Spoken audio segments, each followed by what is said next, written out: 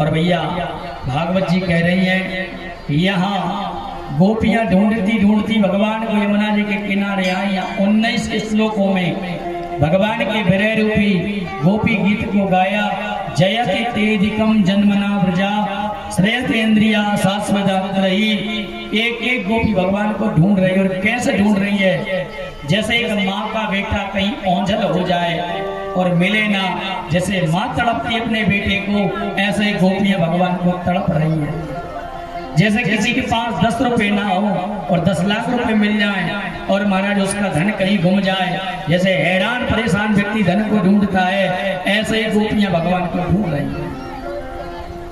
भैया पृथ्वी से पूछा तुम बता दो मधुसूदन कहाँ गए? तुम्हारी सब पूजन करते हैं, लीला करते तुम्हारे ऊपर।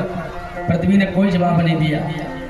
पीपल महाराज से पूछा तुमको सब जल चढ़ाते, तुम बता दो। आटी बांधते, तुम बता दो। तुलसी महारानी से पूछा और गोपियों ने भगवान को हर जगह ढूंढा, भगवान नहीं मिले। एक बात और है, भागवत जी कहती है आपको कोई चीज बिना परिश्रम के मिल जाए तो उसका आप सम्मान नहीं करोगे, और वही चीज यदि गुम जाए तो फिर बार बार आपको उसी की याद आएगी। गोपियां रो रही हैं और गोपियां कह रही हैं श्री कृष्ण यदि आपको जाना ही था हमको छोड़ करके तो अजगर से क्यों बचाया? विरह रूपी अग्नि में जलता हुआ छोड़कर जाना था तो पूतना से क्यों बचाया? अगर इस दशा में हमको छोड़कर जाना था तो हमको तृणावत से क्यों बचाया? क्या हमको आपकी याद नहीं आती? अरे हमारा वृंदावन तो वो पावन भूमि है जो बैकुंठ छोड़ करके लक्ष्मी वृंदावन में आकर बस गई। और हे गोविंद तब कथामृतम तत्व जीवनम।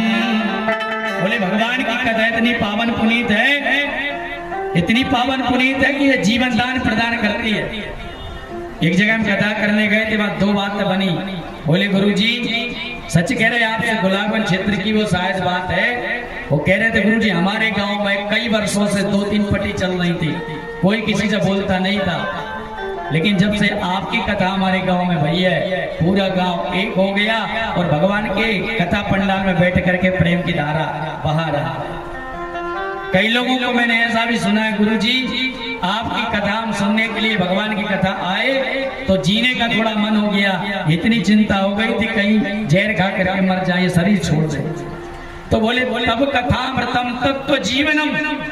भगवान की कथा जाने कितने लोगों को पाप करने से रोक ले, कितने लोगों के प्राणों को बचा ले, कितने लोगों की ईर्ष्या को मिटा दे, भगवान की कथा है। अरे वृंदावन